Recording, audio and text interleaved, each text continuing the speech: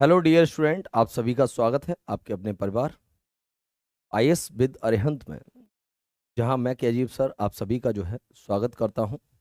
और एक बार हम फिर से जो है मिले हैं इस प्रीलिम्स पॉसिबल सीरीज के माध्यम से, जहां हम आपको इस बार प्रीलिम्स को हर हालत में जो है क्लियर कराएंगे। और यही उद्देश्य और यही इंटेंशन लेकर के जो है हम लोग जो है आप लोगों के सामने डेली आते हैं, ठीक।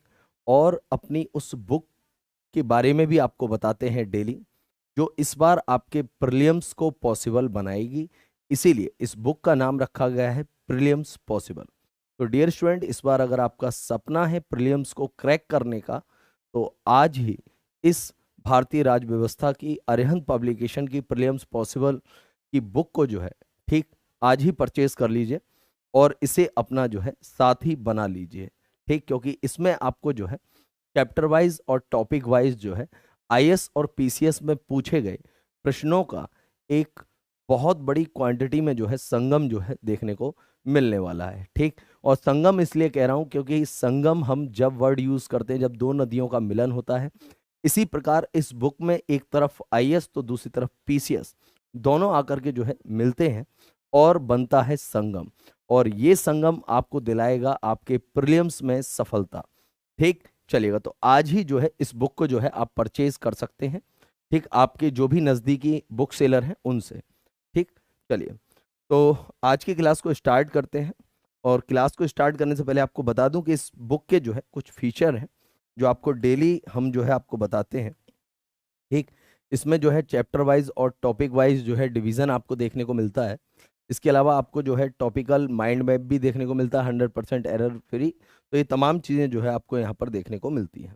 और डियर स्टूडेंट, हमने आपको लास्ट टॉपिक जो है करा दिया था, ठीक। और हमारा जो न्यू टॉपिक स्टार्ट होना था वो होना था भारतीय संविधान के महत्वपूर्ण अनुच्छेद। आइएगा, लेकर के चलते हैं भारतीय संविधान के महत्वपूर्ण अनुच्छेदों की ओर आपको। आइए,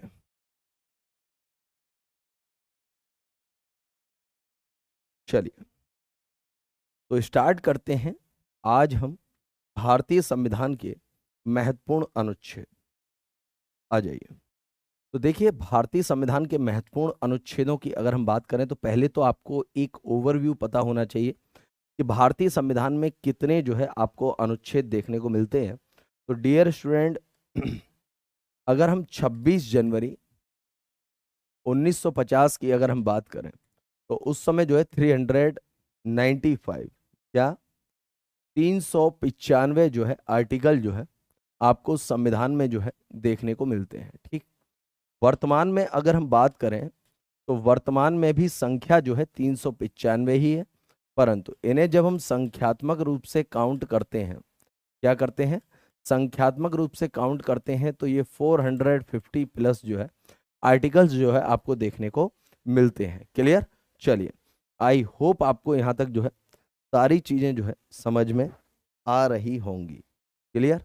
चलिएगा, तो अगर हम काउंट करें आर्टिकल्स को तो हमें आर्टिकल्स जो है 450 से एबव जो है देखने को मिलेंगे। मगर आपसे पूछा जाए कि संविधान में कितने आर्टिकल हैं तो आप बताएंगे 395, अर्थात 395 आर्टिकल हैं।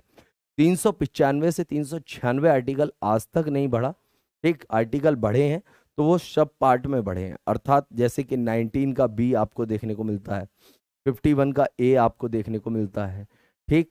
क्लियर है? तो इस तरीके से आपको जो है आर्टिकल देखने को मिलते हैं। तो हम यहाँ पर आपको जो है सारे आर्टिकल नहीं पढ़ाएंगे, केवल इंपॉर्टेंट आर्टिकल जो आपके एग्जाम में अक्सर पूछे जाते हैं केवल उन्हीं को जो है कवर कराएंगे।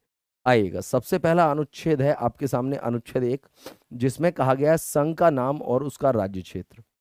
अब इस आर्टिकल का मतलब क्या है? तो डियर स्टूडेंट, इस आर्टिकल का मतलब है कि भारत का नाम इस आर्टिकल में दिया गया है और इसके अलावा जो है आपको यहाँ पर राज्य क्षेत्र देखने को मिलता है। और राज्य क्षेत्र जो है वो 3 कैटेगरी में जो है डिवाइड है। पहली कैटेगरी का अगर मैं नाम लेना चाहूँ तो आपको जो है राज्य देखने को मिलेगा, ठीक। राज्य के अलावा अगर मैं बात करना चाहूँ तो दूसरा आपको जो है केंद्र शासित प्रदेश देखने को मिलेगा। और तीसरे की अगर मैं बात करना चाहूँ तो आपको अधिग्रहित क्षेत्र जो है वो देखने को मिलेगा, ठीक।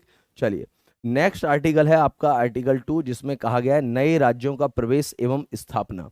अब जो आपका आर्टिकल 2 है, उस आर्टिकल 2 में आपको क्या समझना है, तो आपने देखा कि नए राज्यों का प्रवेश या स्थापना, और ये नए राज्यों का प्रवेश या स्थापना का मतलब क्या होता है, तो इसका सिंपल सा मतलब होता है कि अगर ऐसा कोई क्षेत्र भारत को मिला हो जो एट प्रेजेंट भारत का हिस्सा नहीं है और उसे भारत में शामिल किया गया है, तो ऐसे क्षेत्र को अगर स्टेट बनाया जाएगा तो आर्टिकल 2 के तहत ही जो है उसे क्या बनाया जाएगा, स्टेट बनाया जाएगा।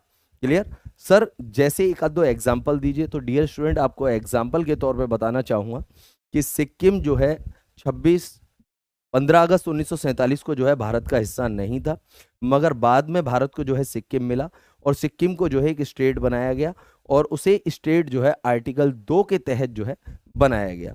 इसी प्रकार हमको जो है गोवा प्राप्त हुआ 15 अगस्त 1947 के बाद, और जब हमें गोवा प्राप्त हुआ तो हमें गोवा को जब स्टेट बनाना था तो आर्टिकल 2 की हेल्प से ही हमने जो है गोवा को क्या बनाया, स्टेट बनाया। ठीक, तो आर्टिकल 2 आपसे क्या कहता है वो आपको समझ में आ गया। अब आते हैं आर्टिकल 3 पर। आर्टिकल 3 में क्या कहा गया है, नए राज्यों का निर्माण और वर्तमान राज्यों के क्षेत्र नामों और सीमाओं में परिवर्तन। कहने का मतलब ये है कि एट प्रेजेंट आपको 28 स्टेट भारत में देखने को मिलते हैं।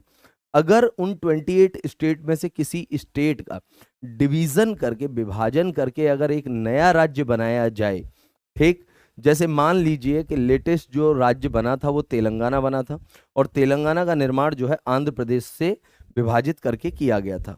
अब जब तेलंगाना का निर्माण हुआ तो तेलंगाना का निर्माण जो है आर्टिकल 3 के तहत हुआ था, क्योंकि आर्टिकल 3 में ये कहा गया है कि नए राज्य का निर्माण, और नए राज्य का निर्माण कहाँ से किया जाएगा, तो जो भारत का वर्तमान में आपको क्षेत्र दिखाई दे रहा है ना, उस क्षेत्र का विभाजन करके जो है, ठीक, किसी राज्य का विभाजन करके, या फिर हम बात करें किसी केंद्र शासित प्रदेश को राज्य बना करके, ठीक, तो किसी भी टाइप से आपको देखने को मिल सकता है। क्लियर? चलिएगा, इसके अलावा नाम में परिवर्तन, क्षेत्र में परिवर्तन, सीमा में परिवर्तन करना हो किसी भी स्टेट के, ठीक, तो भी आर्टिकल 3 से होगा।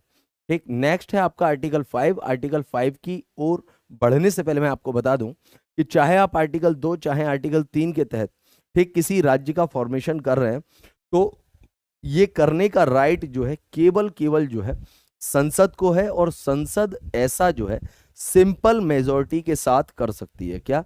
साधारण बहुमत के साथ जो है ऐसा कर सकती है, ये ध्यान रखिएगा। क्लियर? चलिए, नेक्स्ट आर्टिकल 5 में कहा गया संविधान के प्रारंभ में नागरिकता। कहने का मतलब जब अपने देश का संविधान बनना चालू हुआ था, ठीक, उस समय के लोग जो विभाजन के बाद भी भारत में रह गए, वो सभी लोग जो है भारत के नागरिक माने जाएंगे। ठीक, 26 जनवरी 1950 जिस दिन हमारा संविधान लागू हुआ, उसके बाद ऐसा जो है आर्टिकल 5 में जो है कहा गया है। ठीक, चलिए, नेक्स्ट आर्टिकल है आपका आर्टिकल 40, जिसमें कहा गया विधि के समक्ष समानता तथा विधियों का समान संरक्षण। कहने का मतलब कानून के सामने कोई गरीब कोई अमीर नहीं होगा, कोई हिंदू कोई मुसलमान नहीं होगा, कानून की निगाहें सबके लिए इक्वल रहेंगी। ये बात जो है इसमें कही गई है। क्लियर? चलिए, नेक्स्ट आर्टिकल है आपका आर्टिकल 16, जिसमें कहा गया है लोक नियोजन के विषय में अवसर की समानता। कहने का मतलब जब भी गवर्नमेंट कोई वैकेंसी निकालेगी, ठीक, या फिर कुछ भी ऐसा निकालेगी जिसमें लोग पार्टिसिपेट कर सकें, तो उन सभी के लिए जो है इक्वल यहाँ पर जो है आपको सीटें जो है देखने को न मिले बेशक, मगर हाँ सबको जो है सीटें अवश्य आपको जो है देखने को मिलेंगी। ठीक, नेक्स्ट आर्टिकल है आपका आर्टिकल 17, जिसमें कहा गया अस्पृश्यता का अंत। अस्पृश्यता का मतलब होता है छुआछूत पर रोक। क्या होता है? छुआछूत, अर्थात अनटचेबिलिटी। तो आपने प्राचीन काल में देखा होगा, मध्यकालीन में भी देखा होगा, आधुनिक काल में भी देखा होगा, और आज भी कुछ जगह पर ये चीज जो है चलती है कि कई जगह पर ना निम्न जाति के लोगों को उच्च जाति के लोग जो है अपने बराबर जो है सम्मान नहीं देना चाहते। ठीक, दूसरा उनके लिए क्या कह सकते हैं हम, उन्हें अपने बराबर के ओहदे पर जो है नहीं देख सकते। ठीक, तो ऐसे लोगों को इस तरीके की मानसिकता से दूर करने के लिए आर्टिकल जो है कॉन्स्टिट्यूशन में रखा गया अस्पृश्यता का अंत। क्लियर? चलिए, नेक्स्ट आर्टिकल है आर्टिकल 18, जिसमें कहा गया उपाधियों का अंत। और देखिए, उपाधियों के अंत की अगर मैं बात करूं तो यहां पर जो उपाधि शब्द यूज किया गया है, ये 1947 से पहले जो अंग्रेजों के द्वारा भारत में ठीक, राजा महाराजाओं को और दीवानों को, जमींदारों को जो उपाधि दी जाती थी, उन उपाधियों पर जो है रोक लगाई गई है कि ऐसी उपाधियां स्वतंत्र भारत में किसी को नहीं दी जाएंगी। ठीक, बाकी का एजुकेशन से रिलेटेड, ठीक, इसके अलावा मोटिवेशन से रिलेटेड, ठीक, तो आप उपाधियां दे सकते हैं, मगर आप उस तरीके से उपाधियां नहीं दे सकते जिस तरीके से अंग्रेज दिया करते थे। नेक्स्ट आर्टिकल है आपका आर्टिकल 19, वाक्य स्वतंत्रता। ठीक, कहने का मतलब बोलने की स्वतंत्रता।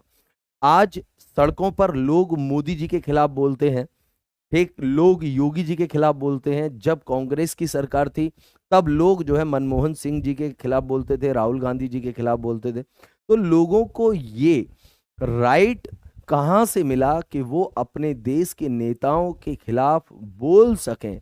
ठीक, कहने का मतलब अगर उनका कोई डिसीजन उन्हें एक्सेप्टेबल नहीं है तो उसके लिए वो रोड पर जो है धरना दे सकें, अपनी आवाज बुलंद कर सकें, सरकार को ये बता सकें कि भाई हम इस चीज को एक्सेप्ट नहीं कर रहे। तो हमें वो बोलने की आजादी जो है यही आर्टिकल 19 जो है हमें देता है। क्लियर?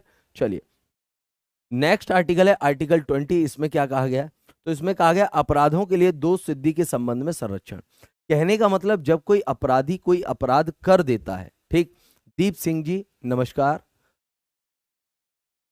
कोई दिक्कत नहीं है। तो दीप सिंह जी, मैं आपको बता रहा था कि आर्टिकल 20 में क्या कहा गया है। तो इसमें अपराधों के लिए दोष सिद्धि के संबंध में संरक्षण की बात कही गई है। कहने का मतलब जब कोई व्यक्ति किसी अपराध को अंजाम दे देता है और अंजाम को देने के बाद जब उसे पुलिस पकड़ लाती है तो पकड़ने के बाद उसके पास कुछ राइट होते हैं। जैसे फॉर एग्जांपल अगर मैं आपको बताना चाहूं कि आज 2023 चल रही है और 2023 में उसने कोई अपराध किया है, और उसने जब कोई अपराध किया है और उस अपराध से रिलेटेड अगर कोई लॉ या कानून इंडिया में मौजूद नहीं है तो उसे दंड नहीं दिया जाएगा। इसे कहते हैं हम भूतलक्षी दांडिक विधियों से संरक्षण। क्लियर? इसके अलावा दोहरे दंड से संरक्षण, अर्थात एक अपराधी को एक अपराध के लिए केवल एक बार ही दंडित किया जा सकता है। थर्ड है अपने विरुद्ध गवाही देने से संरक्षण, अर्थात narco test, brain mapping test, polygraphic test जैसे टेस्ट जो है बिना अपराधी की अनुमति के, ठीक, उस पर नहीं किए जाएंगे। ठीक, तो ये 3 राइट जो है आपको देखने को मिलते हैं आर्टिकल 20 के सब क्लॉज 1, 2, 3 में। क्लियर? चलिए, नेक्स्ट आर्टिकल है आर्टिकल 21। इसमें कहा गया प्राण एवं दैहिक स्वतंत्रता का अधिकार। कहने का मतलब मैं फ्रीली आज इस स्टूडियो में पढ़ा रहा हूँ, ठीक, मैं फ्रीली बाहर जाकर के रोड पे गोलगप्पे खा पा रहा हूँ, ठीक, मैं कहीं भी जा रहा हूँ, घूम रहा हूँ, फिर रहा हूँ, बच्चों से मिल रहा हूँ, इवन, ठीक, मैं जो है किसी विधायक से मिलने जा रहा हूँ। तो ये जो मुझे स्वतंत्रता दी है, कहीं भी घूमने की स्वतंत्रता, ठीक, तो ये मेरे जो है प्राण एवं दैहिक स्वतंत्रता के अंतर्गत आता है। इसका मतलब ये नहीं है कि मैं ऐसी जगह पर घुस जाऊं, प्रवेश कर जाऊं जहां पर नॉर्मल इंसानों का प्रवेश अलाउ नहीं है। जैसे डीआरडीओ एक संस्था है भारत सरकार की जहां पर सामान्य लोगों के प्रवेश पर जो है रोक लगाई जाती है। इसके अलावा इसरो एक संस्था है, वहां पर सामान्य लोगों के प्रवेश पर जो है रोक लगाई जाती है। ठीक, अगर आपको जाना है तो उसका एक प्रोसेस है, उसको आप फॉलो करिए, आप जा सकते हैं, कोई दिक्कत नहीं। ठीक, चलिए, नेक्स्ट है आर्टिकल 21। और आर्टिकल 21 की अगर मैं बात करूं तो इसमें 6 से लेकर के 14 वर्ष तक के बच्चों को निशुल्क और अनिवार्य शिक्षा देने की जो है बात कही गई है। क्लियर? चलिए, नेक्स्ट आर्टिकल है आर्टिकल 22। इसमें कहा गया कुछ दशाओं में गिरफ्तारी और निरोध से संरक्षण। कुछ दशाओं में गिरफ्तारी और निरोध से संरक्षण का मतलब क्या है? कहने का मतलब जब किसी व्यक्ति ने अपराध किया है तो पुलिस उसे जो है अरेस्ट करने उसके घर जाएगी, और जब पुलिस उसे अरेस्ट करने जाएगी तो उसके पास कुछ राइट होते हैं। जैसे वो अपनी गिरफ्तारी का कारण जान सकता है, उसे 24 आवर्स के अंदर जो है, ठीक, जो मजिस्ट्रेट होगा उसके सामने पेश किया जाएगा। तीसरी चीज ध्यान रखिएगा, इस 24 आवर्स में यात्रा का समय इंक्लूडेड नहीं होता है। थर्ड पॉइंट जो आपको पता होना चाहिए कि आप मनचाहा वकील जो है अपने लिए हायर कर सकते हैं। तो ऐसा कुछ नहीं है कि आप इसी वकील को अपॉइंट करेंगे, इस वकील को आप अपॉइंट नहीं कर सकते, आपका दिल करेगा आप उस वकील को अपॉइंट करेंगे। ठीक, चलिए, नेक्स्ट है आपके सामने आर्टिकल 24 जिसमें कहा गया कारखानों में बालकों के नियोजन पर प्रतिषेध, अर्थात 14 वर्ष की कम आयु के बच्चों के कारखानों, होटल, रेस्टोरेंट, खान इत्यादि स्थानों पर काम करने पर जो है रोक लगाता है ये आर्टिकल आपका 24। क्लियर? चलिए, नेक्स्ट आर्टिकल है आर्टिकल 29। इसमें कहा गया अल्पसंख्यक वर्गों के हितों का संरक्षण। अल्पसंख्यक का मतलब हो गया जिनकी संख्या भारत में कम है, ठीक, जैसे आपके मुस्लिम हैं, जैसे आपके जैन हैं, बौद्ध हैं, ठीक, तो इनको क्या कहते हैं, माइनॉरिटी कहते हैं। तो इनके जो हित हैं, ठीक, उनको जो है संरक्षण जो है प्रदान किया गया है। इसके अलावा आर्टिकल 32 की अगर हम बात करें तो संवैधानिक उपचार, कहने का मतलब अगर आपकी समानता का अधिकार का उल्लंघन होता है, स्वतंत्रता के अधिकार का उल्लंघन होता है, शोषण के विरुद्ध अधिकार का जो है उल्लंघन होता है, या फिर आपका धार्मिक स्वतंत्रता का उल्लंघन होता है, या फिर आपकी संस्कृति एवं शिक्षा के आधार पर जो है उल्लंघन होता है, इन बेसिस पर अगर आपके किसी राइट का उल्लंघन होता है या फिर आपसे कोई ये राइट छीनता है, तो आप इस आर्टिकल के तहत जो है सुप्रीम कोर्ट में जाकर के उसके खिलाफ जो है पिटीशन डाल सकते हैं, ठीक। चलिए, फिर नेक्स्ट आर्टिकल है आर्टिकल 39A। इसमें कहा गया है समान न्याय और निशुल्क विधिक सहायता। समान न्याय का मतलब होता है इक्वल न्याय, गरीब अमीर में कोई भेद नहीं, ठीक, करोड़पति और गरीब में कोई अंतर नहीं, ठीक, हिंदू मुस्लिम में कोई अंतर नहीं, इसके अलावा जाट अहीर गुर्जर में कोई अंतर नहीं। क्लियर, सबके लिए जो है समान न्याय होगा। और निशुल्क विधिक सहायता का मतलब होता है अगर आपके पास पैसा नहीं अपना केस लड़ने के लिए, तो आपको एक सरकारी वकील भी जो है प्रोवाइड कराया जाता है। नेक्स्ट आर्टिकल 40, जिसमें कहा गया ग्राम पंचायत की स्थापना का प्रावधान। कहने का मतलब ये आर्टिकल जो है सेंट्रल गवर्नमेंट और स्टेट गवर्नमेंट को ये राइट देता है कि वो ग्राम पंचायतों का जो है स्थापना कर सकती हैं। नेक्स्ट है आर्टिकल 41। इसमें कहा गया कुछ दशाओं में काम, शिक्षा और लोक सहायता पाने का अधिकार। कहने का मतलब गवर्नमेंट का ये दायित्व है कि अगर कोई कोविड जैसी स्थिति बन जाए तो वो लोगों को जो है काम दे, एजुकेशन दे, लोक सहायता दे, ठीक। लोक सहायता किसी भी रूप में हो सकती है, मेडिसिन के रूप में हो सकती है, ठीक, राशन के रूप में हो सकती है, किसी भी रूप में हो सकती है। नेक्स्ट है आर्टिकल 42 में कहा गया है कार्य करने के लिए न्यायोचित और मानवीय दशाएं और प्रसूति सहायता। कहने का मतलब सेंट्रल गवर्नमेंट या फिर स्टेट गवर्नमेंट जिन लोगों से काम करा रही हैं, ठीक, अपने प्लेस पर, ठीक, वहां पर लोगों के साथ इक्वल व्यवहार हो, ठीक, ऐसा ना हो कि पुरुष को सैलरी अलग है, महिला को सैलरी अलग है, जबकि दोनों का काम एक ही है, तो इस तरीके का काम ना हो। इसके अलावा उस वर्क प्लेस पर अगर कोई प्रेग्नेंट महिला है तो उसके लिए भी वहां पर जो है प्रॉपर जो है अरेंजमेंट होने चाहिए। नेक्स्ट आर्टिकल है आर्टिकल 43A। इसमें कहा गया है उद्योग के प्रबंधन में कर्मकारों का भाग लेना। एक्चुअल में ये गांधी जी की मेंटेलिटी थी कि अगर कोई इंडस्ट्री डाली जा रही है और उस इंडस्ट्री में जो लोग काम कर रहे हैं उन लोगों को अगर कुछ शेयर दे दिया जाए तो उन लोगों की वर्किंग एफिशिएंसी जो है बढ़ जाती है, और वर्किंग एफिशिएंसी अगर बढ़ेगी तो जाहिर सी बात है आपको जो है प्रॉफिट होगा। क्लियर, चलिएगा, आई होप आपको जो है ये चीज जो है समझ में आ गई होगी। नेक्स्ट है आपका आर्टिकल 43B। इसमें क्या कहा गया, इसमें कहा गया है सहकारी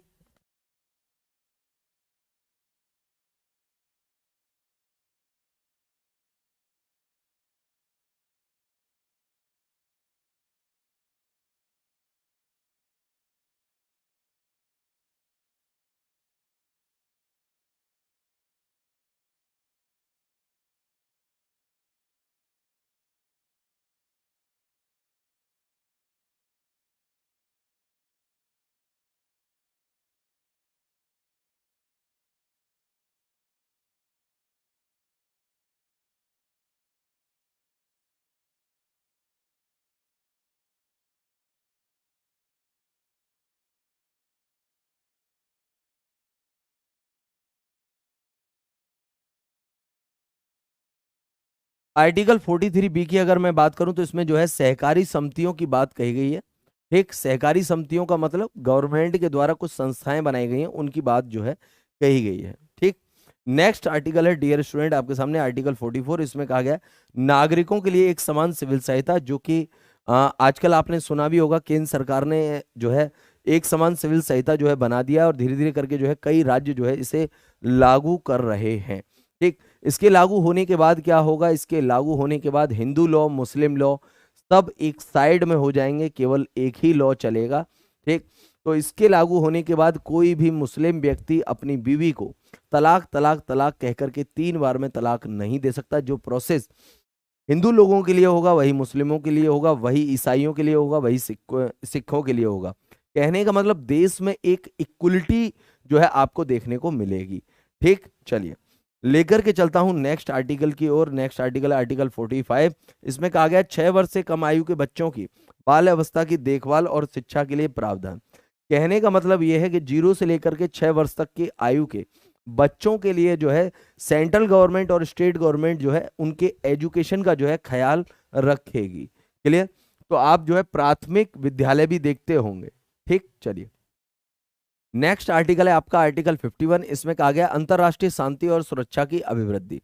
कहने का मतलब क्या है? कहने का मतलब यह है कि इंडिया जो है इंटरनेशनल लेवल पर अपने रिलेशन अच्छे बनाए, और इसके अलावा इंटरनेशनल स्तर पर अगर कोई ठीक सिचुएशन ऐसी है जो पैनिक है, तो ऐसे टाइम पर ना इंडिया जो है उन कंट्रियों की हेल्प भी करे।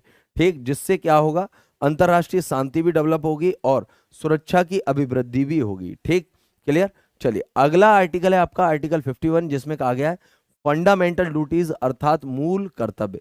और ये मूल कर्तव्य हमारे देश से जुड़े हुए कुछ प्रावधान है, जैसे हमें राष्ट्रीय ध्वज का सम्मान करना चाहिए, हमें राष्ट्रीय गीत जब चले तो भैया उस टाइम पर जो है खड़े हो जाना चाहिए, ये तमाम चीजें। इसके अलावा हमारे राष्ट्र की जो राष्ट्रीय धरोहर हैं उनका जो हमें रख रखाव करना चाहिए। ठीक, राष्ट्रपति के आह्वान पर जो हमें देश की सेवा करनी चाहिए। तो ये तमाम पहलू जो है इसमें दिए गए हैं। फिर नेक्स्ट आर्टिकल है आपका आर्टिकल 52, जिसमें कहा गया भारत के लिए एक राष्ट्रपति होगा। तो ये तो आप जानते ही हैं। ठीक, फिर नेक्स्ट आर्टिकल है, इसमें कहा गया है भारत के राष्ट्रपति के निर्वाचन के लिए निर्वाचन मंडल। और राष्ट्रपति के निर्वाचन मंडल में कौन कौन शामिल होता है? तो लोकसभा के सदस्य शामिल होते हैं, राज्यसभा के सदस्य शामिल होते हैं। इसके अलावा स्टेट और यूनाइटेड टेरिटरीज में जो आपको विधानसभा देखने को मिलती है, उस विधानसभा के सदस्य भी भाग लेते हैं। मगर ध्यान रखिएगा, चाहे लोकसभा हो, चाहे राज्यसभा हो, चाहे विधानसभा हो, किसी भी सदन का केवल निर्वाचित सदस्य ही इस निर्वाचन मंडल में शामिल हो सकता है। अगर वो नॉमिनेटेड है, मनोनीत है, तो वो इस इलेक्शन में पार्टिसिपेट नहीं करेगा। ठीक, चलिए नेक्स्ट आर्टिकल है आर्टिकल 55। इसमें कहा गया राष्ट्रपति के निर्वाचन की पद्धति। कहने का मतलब राष्ट्रपति के निर्वाचन की अगर हम पद्धति की बात करें तो वो एकल संक्रमणीय और आनुपातिक प्रतिनिधित्व की जो है पद्धति आपको नजर आती है। ठीक, नेक्स्ट है आपके सामने आर्टिकल 61, भारत राष्ट्रपति पर चलाई जाने वाली महाभियोग प्रक्रिया। कहने का मतलब महाभियोग प्रक्रिया क्या है? राष्ट्रपति को उसके कार्यकाल से पूर्व हटाने के प्रोसेस को जो है हम क्या कहते हैं? महाभियोग कहते हैं। ठीक, फिर आर्टिकल 63 की अगर हम बात करें तो इसमें जो है भारत के उपराष्ट्रपति के बारे में कहा गया है। फिर नेक्स्ट आर्टिकल है आर्टिकल 66, जिसमें कहा गया है उपराष्ट्रपति का निर्वाचन। और आपको बता दूं कि उपराष्ट्रपति के निर्वाचन में केवल संसद के दोनों सदन, लोकसभा और राज्यसभा के सभी मेंबर्स जो है पार्टिसिपेट करते हैं, भाग लेते हैं। अर्थात कहने का मतलब चाहे लोकसभा के निर्वाचित हों चाहे मनोनीत हों, राज्यसभा के निर्वाचित हों चाहे मनोनीत हों, सभी सदस्य जो है उपराष्ट्रपति के इलेक्शन में जो है पार्टिसिपेट करते हैं। ठीक, नेक्स्ट आर्टिकल है आपका 51A, जिसमें कहा गया प्रधानमंत्री की नियुक्ति राष्ट्रपति करेगा, अन्य मंत्रियों की नियुक्ति राष्ट्रपति जो है प्रधानमंत्री की सलाह पर करेगा। अब राष्ट्रपति प्रधानमंत्री की नियुक्ति कब करता है? जब लोकसभा के इलेक्शन होते हैं और उस लोकसभा के इलेक्शन में जो पार्टी ठीक जो भी पार्टी लोकसभा की टोटल सीटों का 50+ सीटें अगर गेन कर लेती है, तो उस मेजॉरिटी के नेता को राष्ट्रपति जो है प्रधानमंत्री अपॉइंट कर देता है। फिर प्रधानमंत्री अपने मंत्री की जो है एक लिस्ट बनाता है, राष्ट्रपति को सौंप देता है, और राष्ट्रपति फिर उस मंत्री परिषद को जो है क्या करता है? अपॉइंट करता है और ओथ दिलाता है। फिर नेक्स्ट आर्टिकल है आपका आर्टिकल 79, जिसमें कहा गया है संसद के गठन का प्रावधान। ठीक, अब संसद में क्या क्या आता है? तो संसद में आपका राष्ट्रपति आता है, लोकसभा आता है और राज्यसभा आता है। इन तीनों से मिलकर के जो है संसद का जो है निर्माण होता है। ठीक, चलिए नेक्स्ट आर्टिकल है आपका आर्टिकल 80, राज्यसभा की संरचना। कहने का मतलब राज्यसभा में जो आपको 245 एट प्रेजेंट मेंबर्स देखने को मिलते हैं, जो कि आपके 28 स्टेट और 3 यूटी से आते हैं। ठीक, उसकी बात जो है यहां पर कही गई है। फिर आपका आर्टिकल 81, जिसमें कहा गया है लोकसभा की संरचना। ठीक, और लोकसभा की संरचना भी आपको जो है इसी प्रकार देखने को मिलती है। कई जो है राज्यों और केंद्र शासित प्रदेश से इसमें मेंबर आते हैं, और ये मेंबर डिस्ट्रीब्यूट होते हैं, या फिर नंबर ऑफ मेंबर जो है डिस्ट्रीब्यूट होते हैं पॉपुलेशन के बेस पर। और पॉपुलेशन का जो आंकड़ा रखा जाता है वो 1971 का रखा जाता है, चाहे वो राज्यसभा की सीट हो चाहे वो लोकसभा की सीट हो, ये डिस्ट्रीब्यूट की जाती है 1971 की पॉपुलेशन के बेसिस पर। ठीक, फिर नेक्स्ट आर्टिकल है आपका आर्टिकल 83 का फर्स्ट, जिसमें कहा गया है कि राज्यसभा एक स्थायी सदन है।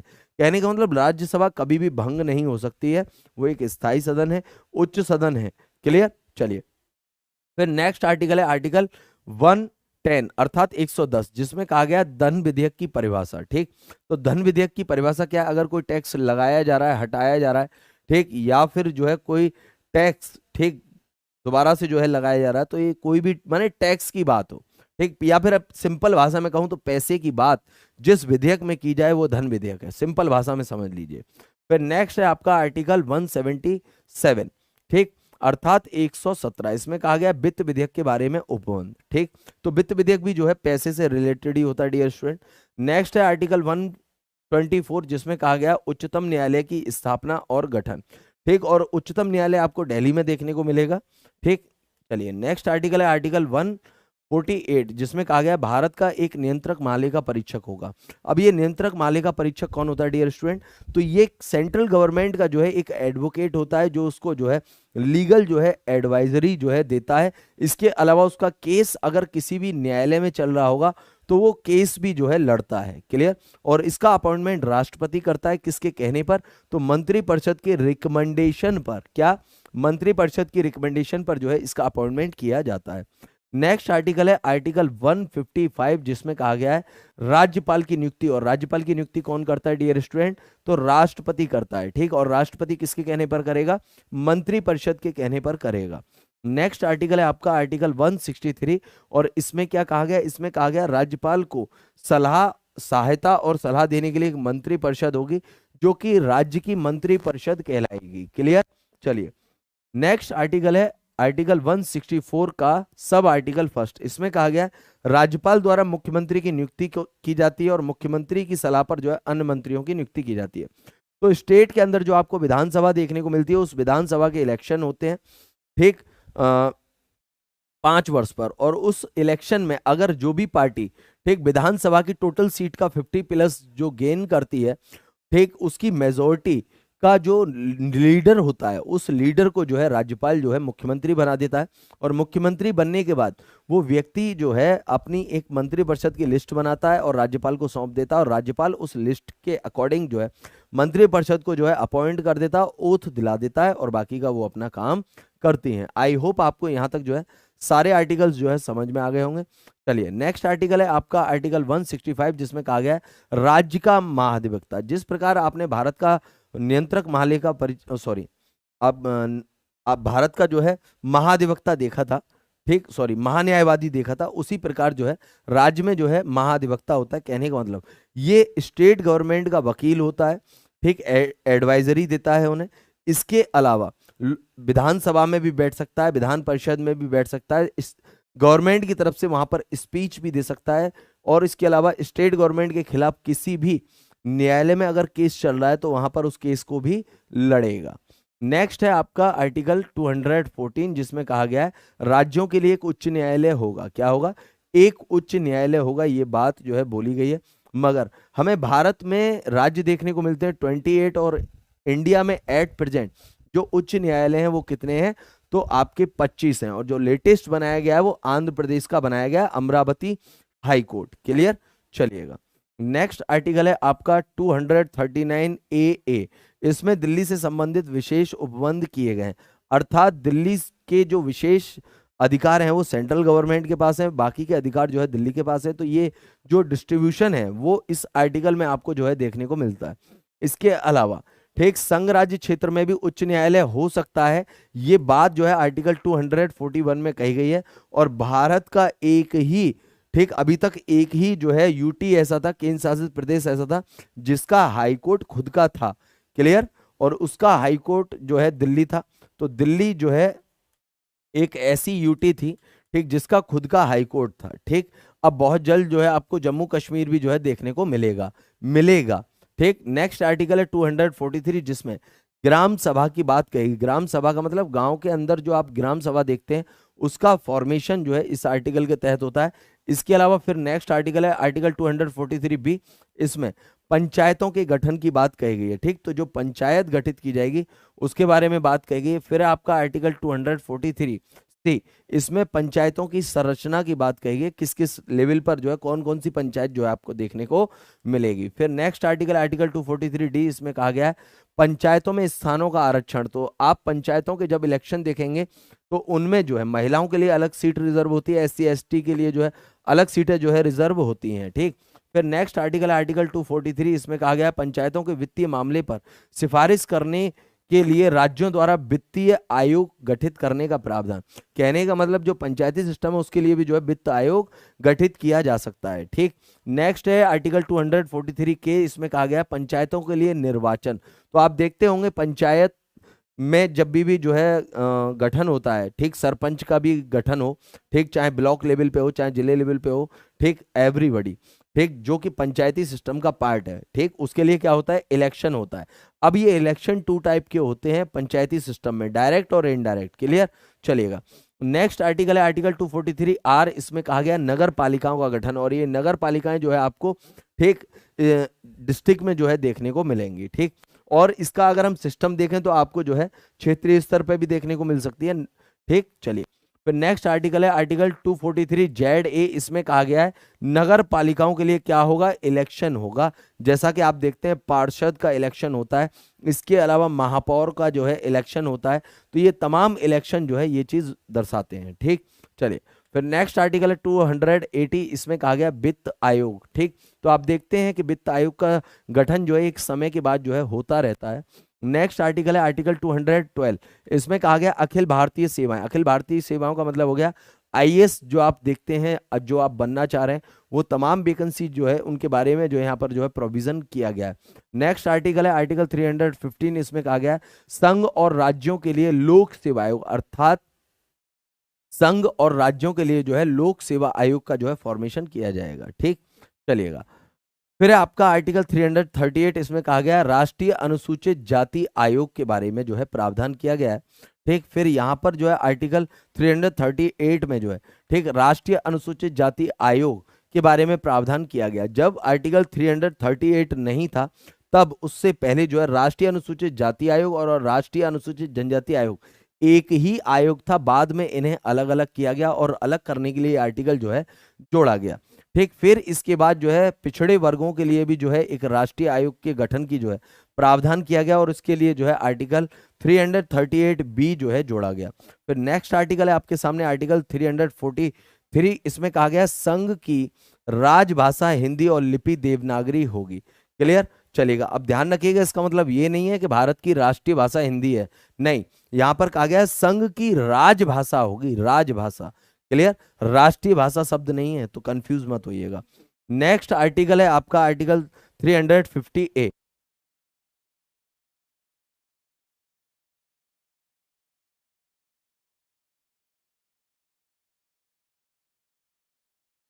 तो आर्टिकल 350A की अगर मैं बात करूं तो प्राथमिक स्तर पर मातृभाषा में शिक्षा की सुविधा उपलब्ध कराई जाए, ये प्रोविजन किया गया। अर्थात अगर तमिलनाडु है तो वहां पर जो है तमिल भाषा में जो है बच्चों की एजुकेशन जो है स्टार्टिंग होनी चाहिए।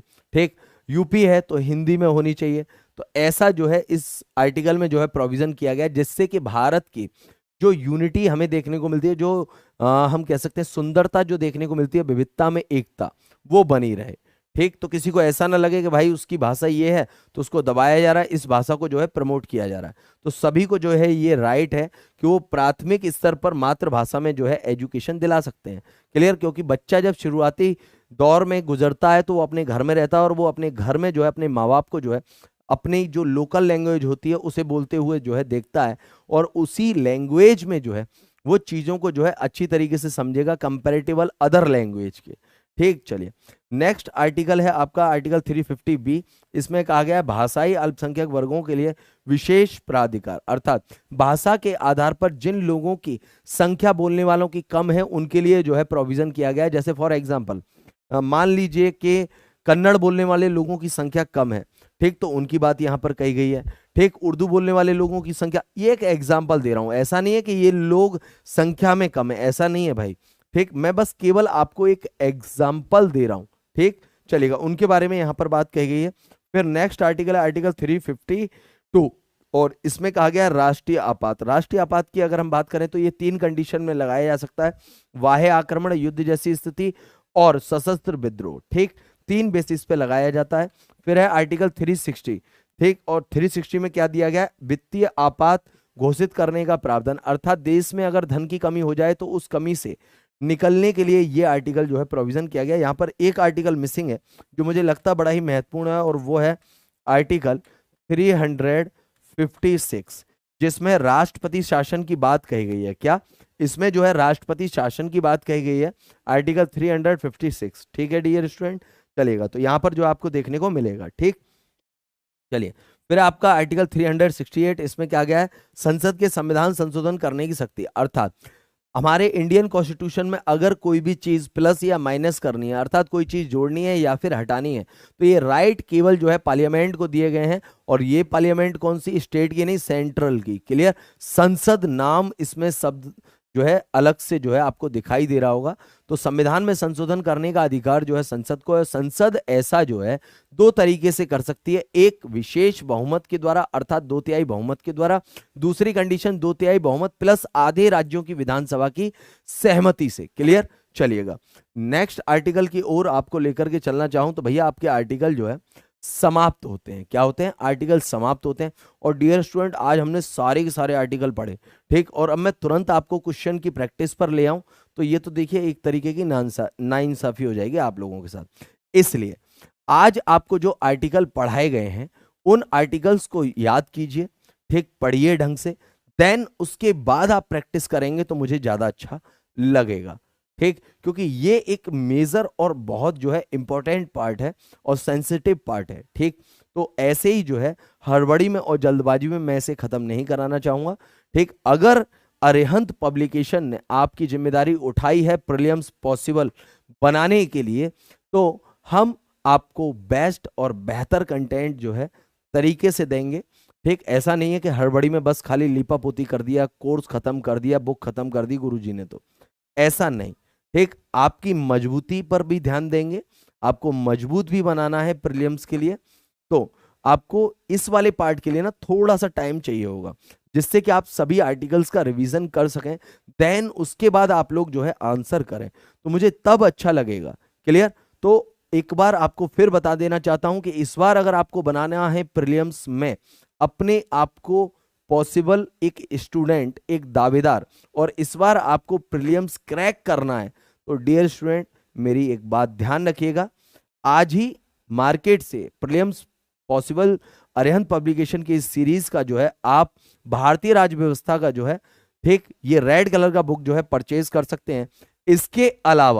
इसके अलावा आप यहां पर देख पा रहे होंगे, ठीक, आपको जो है इतिहास का भी जो है सेक्शन जो है देखने को मिलता है, भूगोल का भी सेक्शन देखने को मिलता है, भारतीय अर्थव्यवस्था का भी देखने को मिलता है, और सामान्य विज्ञान का भी जो है सेक्शन आपको देखने को मिलता है।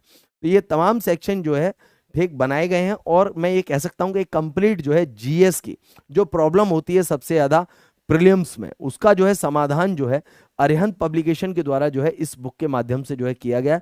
तो इस बार का प्रीलिम्स क्रैक करने के लिए जुड़िएगा अरिहंत पब्लिकेशन की इस खूबसूरत सी नायाब चीज के साथ, जिसका नाम है प्रीलिम्स पॉसिबल। और यूं ही किसी का नाम नहीं रख दिया जाता, हर नाम का एक मतलब होता है। यूं ही नहीं रख दिया जाता हर किसी का नाम, हर नाम का एक मतलब होता है। अरिहंत पब्लिकेशन के द्वारा इस बुक का नाम प्रीलिम्स पॉसिबल यूं ही नहीं रखा गया, आपके सपने को साकार करके दिखाएंगे और आपको प्रीलिम्स जो है क्रैक करके दिखाएंगे। ठीक, आप लोग अगर हमारा साथ देंगे और नियमित रूप से क्लास करेंगे तो मेरा आपसे वादा है, कमिटमेंट है कि आप इस बार प्रीलिम्स को फोड़ देंगे बच्चे। ठीक, चलिएगा, तो आप लोग जो है आर्टिकल्स को जो है पढ़िएगा आज। ठीक, देन कल जो है हम प्रैक्टिस करेंगे, ठीक, बेहतरीन तरीके से। तो आज के लिए मैं इतना ही रखना चाहूंगा और आपसे इजाजत लेना चाहूंगा, और आई होप आप सभी जो है मेरी बात पर फॉलो करेंगे। ठीक, मेरी बात को जो है केवल सुनने का काम नहीं करेंगे, फॉलो भी करेंगे। ठीक, और फॉलो करने के लिए आपको आर्टिकल्स जो है याद करने होंगे। नहीं तो मैं चाहता तो अभी भी प्रैक्टिस करा देता, बहुत टाइम है भाई अपने पास, बहुत टाइम, कोई दिक्कत नहीं है। ठीक, टाइम बहुत है अपने पास आप लोगों के लिए ना, मेहनत करने के लिए ना टाइम आप सोच नहीं सकते उतना टाइम है हम लोगों के पास। ठीक, मगर हड़बड़ी में कोई चीज जो है खत्म नहीं करनी। ठीक है, चलिएगा। तो मिलता हूं डियर स्टूडेंट आप लोगों से नेक्स्ट क्लास में, और उम्मीद करना चाहूंगा कि आप सभी इन आर्टिकल्स को याद करके आएंगे और हर क्वेश्चन को फोड़ देंगे। ठीक, चलिए, सभी को जय हिंद, जय Bharat, thank you so much.